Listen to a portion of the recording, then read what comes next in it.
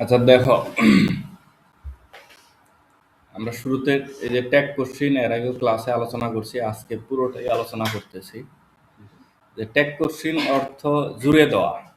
জুড়ে দেওয়াটা কি, যে আসলে একটা অর্ধেক লাইন থাকবে, যেমন রিয়া ওয়াজ সিঙ্গিং, প্রশ্ন থাকবে কিভাবে, এই যে এখানে থাকবে, এইটুক থাকবে দেওয়া, যে রিয়া ওয়াজ সিঙ্গিং, এই যে এইটুক তোমাদের করতে হবে।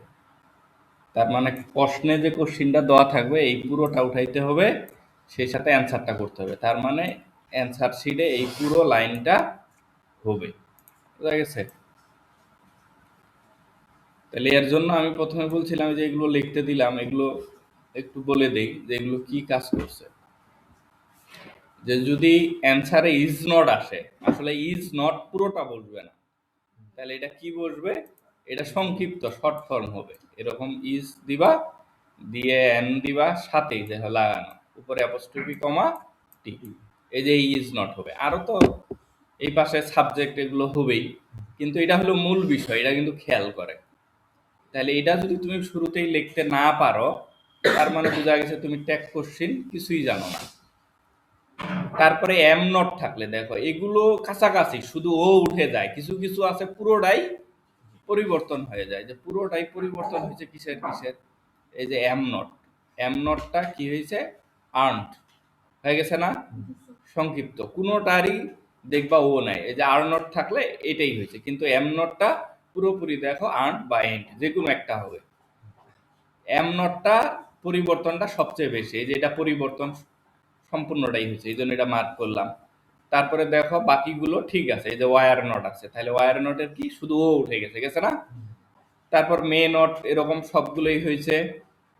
শুড নট, নিড নট, মাইট সব ঠিক আছে, শুধু এই যে দেখো শেল, শেলটা দেখো কি হয়েছে, সেনট, শেলটা ডবল এলই নাই, এই পাশে ডবল এল হয়েছে, আছে নাই, সে নট হয়ে গেছে, এটা খুব ভালোভাবে মনে রাখতে হবে। তারপরে উইল নটটা, উইল নটটা কি হয়েছে, দেখো অন হয়ে গেছে।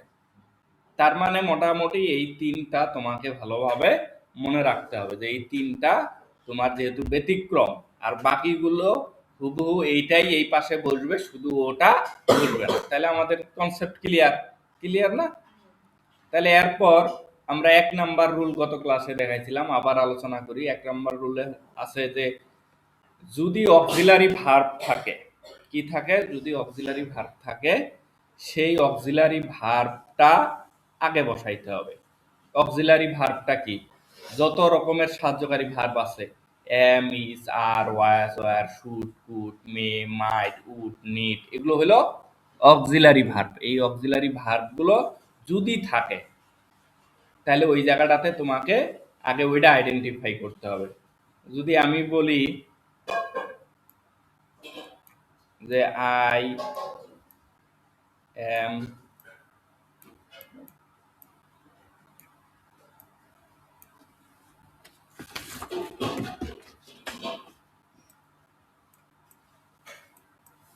স্টুডেন্ট,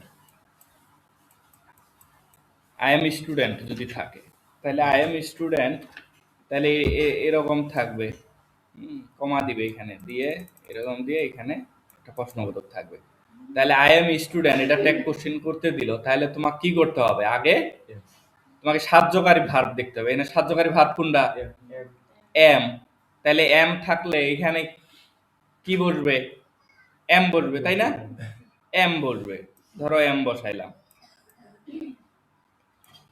সাহায্যকারী ভার্ব থাকলে সাহায্যকারী ভার্ব বসায় দিব।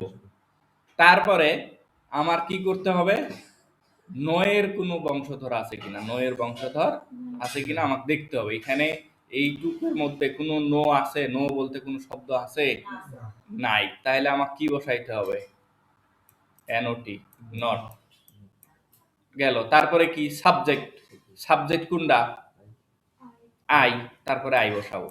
আমাদের কি অ্যান্সার হয়েছে, হ্যাঁ অ্যান্সার হয়েছে, বলো কে কে বলবো অ্যান্সার হয়েছে। আমাদের অ্যান্সার হয় নাই, অ্যান্সার হয় নাই, কারণ আমি উপরে কি শিখাইছি, যদি এম নট হয় এটা এই দুইটার মধ্যে একটা বসবে, বসবে না? ব্যতিক্রম কি আর্নড অথবা এন্ড, আমরা কোনো কিছু বসাইছি, আমরা এম নট দিয়ে দিছি, কিন্তু এম নট আসছে ঠিক আছে, কিন্তু এটা আমাদের বসানোর সময় আমাদের এইটা ওই ওই ওই ফর্মুলাটাই খেয়াল করতে হবে যে এম নট থাকলে এখানে আমার হয় কি এ আর ই এন টি, আর্নড, এই যে অ্যাপোস্ট্রফি কমা আর্নড, তারপরে কি আই। এবার অ্যান্সার হয়েছে কিনা? এবার হয়েছে। আমি যদি আর্নড না দিতাম, আমি এটা দিতাম এ আই এন, এটা দিতাম আই, অ্যান্সার হবে? এটাও অ্যান্সার আমার হবে। তাহলে আমি প্রথমেই আমার ১ নাম্বার যে নিয়ম, আমার কি করতে হচ্ছে, আমাকে সাহায্যকারী ভার্ব খুঁজতে হচ্ছে যে ওইটুকের মধ্যে আমার সাহায্যকারী ভার্ব আছে কিনা খুঁজবো। যদি সাহায্যকারী ভার্ব থাকে, সাহায্যকারী ভার্বটা বসাবো। ভালো করে শুনো, একবারে মন দিল খোলা রেখে শুনো, যে প্রথমে আমি সাহায্যকারী ভার্ব খুঁজবো, সেই ভার্বটা যদি আমার থাকে আমি সাহায্যকারী ভার্বটা প্রথমেই নিব। তারপরে আমি দেখবো নোয়ের কোনো বংশধর আছে কিনা, যে নোয়ের বংশধর যদি থাকে তাহলে নট বলতে কোনো কিছুই আসবে না। আসবে? নোয়ের বংশধর না থাকলে এখানে সংক্ষিপ্ত নটটা বসবে। তারপরে আমার সাবজেক্ট বলবে। সাবজেক্ট যদি এখানে আই না থাকে, কারো নাম থাকতো, রিয়া যাই থাকতো, তাহলে এখানে ওই সাবজেক্টের পরিবর্তে কি ছেলে হইলে হি, মেয়ে হইলে সি, সেগুলো বসতো। তাইলে আমি যদি আরেকটা উদাহরণ দেই, ধরো আমি এরকম দিলাম,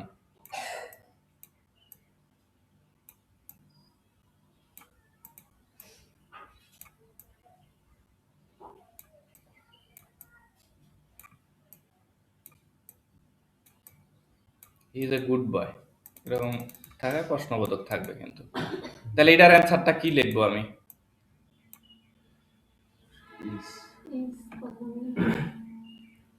এইটুক তো শুরুতেই লিখে নিব না? অ্যান্সারে যখন লিখবো এইটুক শুরুতে লিখে নিব, নিয়ে তারপরে কমা দিব। কমা দেওয়ার পর আমি কি লিখবো তাহলে শুরুতে? ইস নট কি এন ও টি দিব নাকি এন কমা টি দিব? N comma T, is not. তারপরে কি করব? তারপরে হি দিব। তারপরে কি করব? হ্যাঁ, শেষ। শেষ বলতে প্রশ্নবোধক একটা চিহ্ন দিতে হবে, দিতে হবে না? তাহলে ইজ নট হি। তাহলে আমি এইভাবে লিখবো। এইখানে যে উদাহরণগুলো আছে এগুলো যদি আমি দেখি,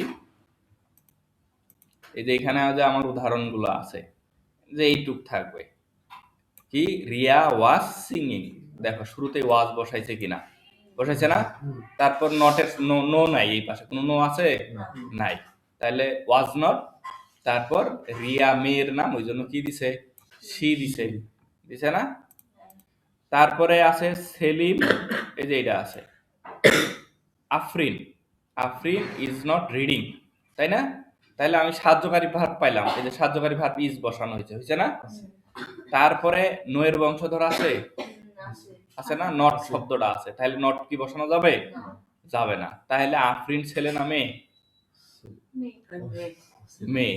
মেয়ে হইলে সি। যদি কিছু নাম কমন হয়, ছেলে মেয়ে উভয় মনে হয়, ওইটা হি সি দুইটাই রাইট অ্যান্সার হবে, ওইটা সমস্যা নেই। তাহলে এটা গেল আমার, এইভাবে গেল, বুঝা গেছে? তাহলে ইজ সি। তারপরে যে সেলিম হ্যাজ নো বুক, এইটুকু হলো আমার প্রশ্ন।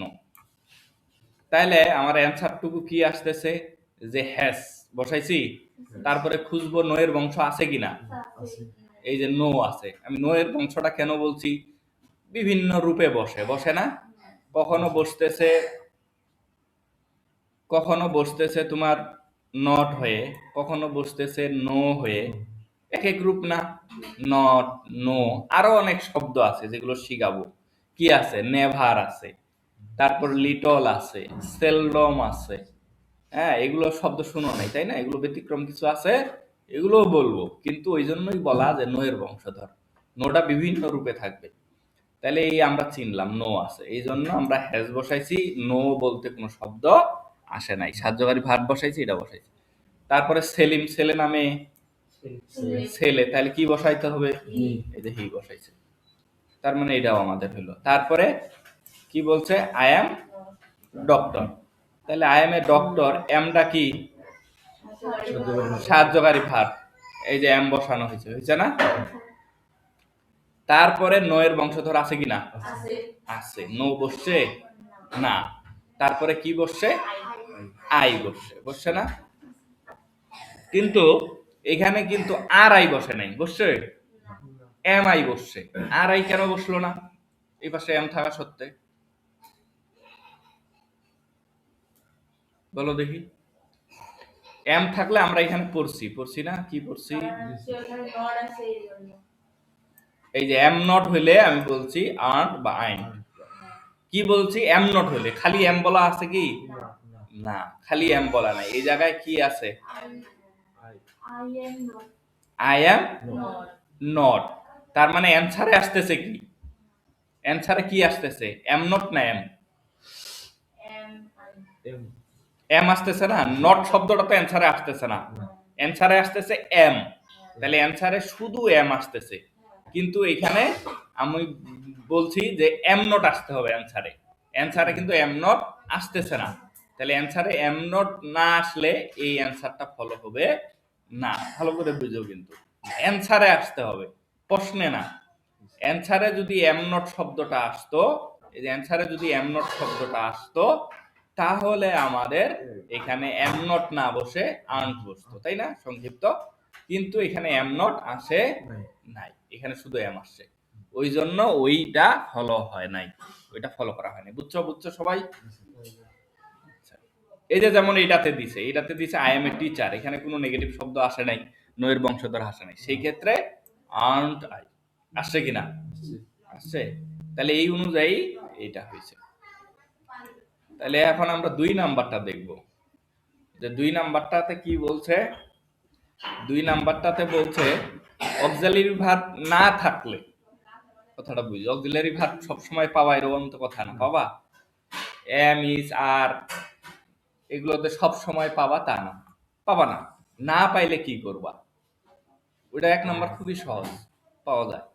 কিন্তু না পাইলে আমরা কি করব? অক্সিলারি ভার্ব না পাইলে বলছে যে টেন্স পারসন অনুযায়ী, টেন্স ও পারসন অনুযায়ী do did does, do does did এগুলো ব্যবহার করতে হবে টেন্স অনুযায়ী। তাহলে টেন্সটাও কিছুটা আমাকে বুঝতে হবে। 9 এ টেন্স ছিল না, 9 এর জন্য টেন্স পড়ানো হয়েছে।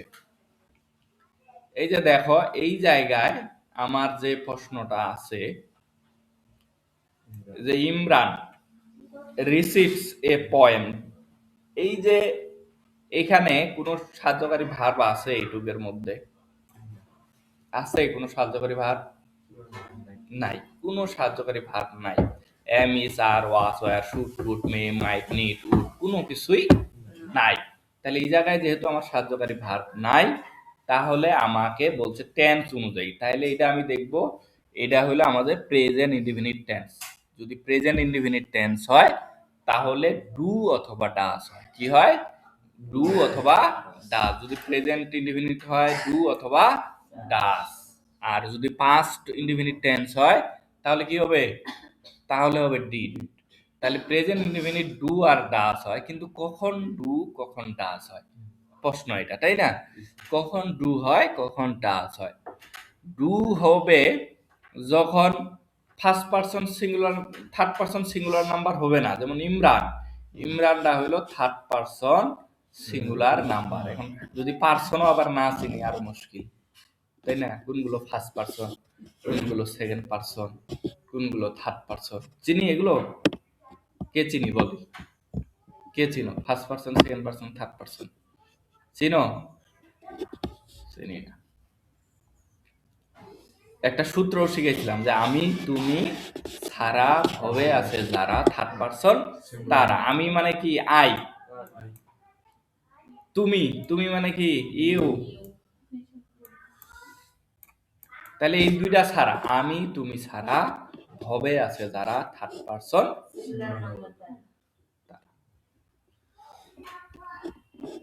সিঙ্গুলার না প্লুরাল সেন্টেন্সে বলা যাবে, কিন্তু তুমি ডিরেক্ট বলতে পারো না। তুমি এইটুক বলতে পারবা যে ফার্স্ট পারসন সেকেন্ড পারসন এই দুইটা বাদে যা আছে, আমি তুমি ছাড়া ভবে আছে যারা, থার্ড পারসন তারা। যেমন ইমরান, আমি আর তুমির মধ্যে আছে, আই বা ইউ এর মধ্যে আছে না, তাহলে ইমরানটা থার্ড পারসন। ইমরান এখানে একাই আছে, ইমরান সিঙ্গুলার, তাই না?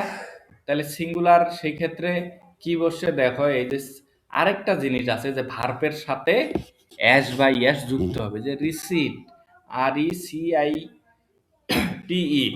এটুকু হলো মূল শব্দ, এই যে অ্যাস যুক্ত হয়েছে, এই জন্য এই জায়গাটাতে আমাদের অ্যান্সারে আসছে ডু না ডাস। বুঝা গেছে? এই জন্য আমাদের আসছে কি ডাস। তাহলে ডাস আসছে, এখানে নো এর বংশ নাই, তাহলে ডাসের সাথে সংক্ষিপ্ত নট বসছে কিনা? বসছে, বসছে। তাহলে ইমরান, ইমরানের পরিবর্তে কি বসবে? ইমরান ছেলে, কি বসছে না? বসছে। তারপরে এইটা এই সেন্টেন্সটা যদি দেখি যে we do not watch movie, তাহলে we do not watch movie যেটা আছে, তাহলে এখানে সাহায্যকারী ভার্ব আছে কিনা শুরুতে নেওয়ার মতো? আছে না? এই যে ডুটা, ডু এখানে আছে, যদি আমাদের না থাকতো তাহলে আমাদের ব্যবস্থা করা লাগতো, এখানে তো আছেই, তাহলে আমার শুরুতে ডু বসছে, এই যে বসছে, বসছে না? তারপরে দেখবো নোয়ের কোনো কিছু আছে নাকি, নোয়ের বংশধর আছে, তাহলে নোয়ের বংশধর এই যে নট আছে, নট এই পাশে বসছে, বসে নাই। তারপরে আমার কি আছে? তারপরে উই আছে, উইটা আমরা বসায় দিছি। তাহলে পরে আরেকটা উদাহরণ আছে, এই উদাহরণটা আমরা দেখি। They played cricket, they played cricket. এখন এটা কোন, এখানে কোনো সাহায্যকারী ভার্ব আছে? হ্যাঁ, সাহায্যকারী ভার্ব নাই। তাহলে সাহায্যকারী ভার্ব যেহেতু নাই, আমাকে দেখতে হবে যে কোন টেন্সে আছে, তাই না? কোন টেন্সে আছে। টেন্স চিনার আরো সহজ উপায় হলো, যেগুলো দেখবা যে ভার্বের শেষে ইডি আছে, ওইটা ডিড হবে। এই যে দেখো প্লেট, ইডি আছে না? তাহলে এই ক্ষেত্রে আমাকে ডিড দিয়ে শুরু করতে হবে। দেখো প্লেট ইডি আছে, তার মানে প্রেজেন্ট, পাস্ট, পাস্ট পার্টিসিপল এগুলো আমরা চিনি কিনা। প্লে হলো প্রেজেন্ট ফর্ম, প্লেড আর পাস্ট ফর্ম কি? প্লেড, PLAYD,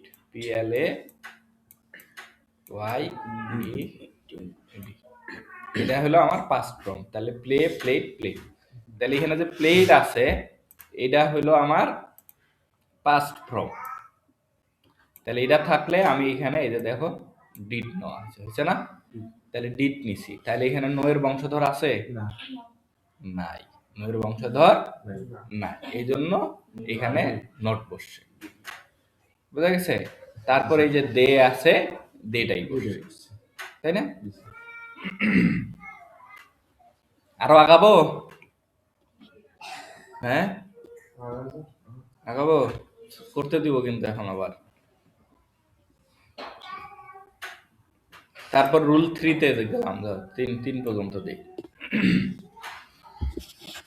ইম্পারেটিভ সেন্টেন্স, 9-এ তোমাদের সেন্টেন্সও পড়ানো হয়েছে, হয়েছে না? তাহলে ইম্পারেটিভ সেন্টেন্সে, ইম্পারেটিভ সেন্টেন্স কোনগুলো? শুরুতে যেগুলো ভার্ব দিয়ে শুরু হয়, তাই না? তাহলে ইম্পারেটিভ সেন্টেন্সের ক্ষেত্রে যেগুলো বলছে উইল, অন, ক্যান, উড দ্বারা টেক কোশ্চেন করা হয়। তার মানে এই কয়েকটা তোমাকে মনে রাখতে হবে, সেন্টেন্সটা যদি ইম্পারেটিভ হয়। কিন্তু তোমাকে খালি চিনতে হবে যে ইম্পারেটিভ সেন্টেন্স কোনটা। তুমি যদি কোনো আদেশ, উপদেশ এগুলো বোঝাও, আদেশ, উপদেশ, অনুরোধ এগুলো বোঝাও, এগুলো হইলো ইম্পারেটিভ সেন্টেন্স।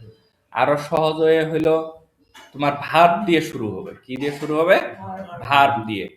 দেখো এটার একটা উদাহরণটা, যে give me a glass of water. Give verb, শুরুতে ভার্ব দিয়ে শুরু হয়েছে, বুঝছে না?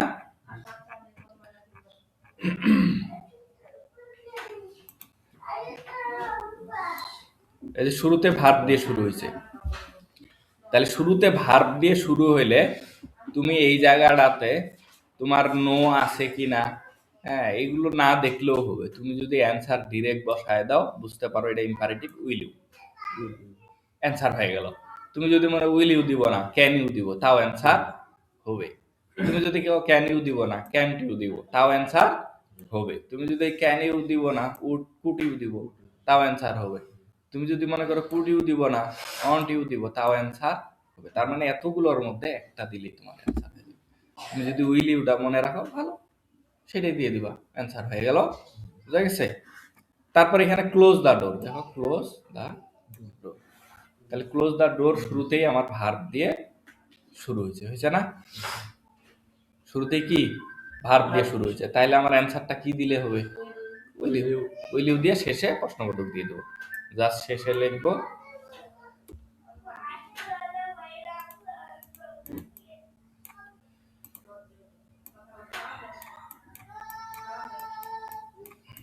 এরকম উইল ইউ দিব, দিয়ে প্রশ্নবোধক দিয়ে দেবো, অ্যান্সার হয়ে গেল।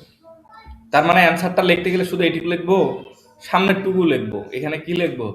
যে ক্লোজ দ্য ডোর লিখবো কিনা, ক্লোজ দ্য উইন্ডো,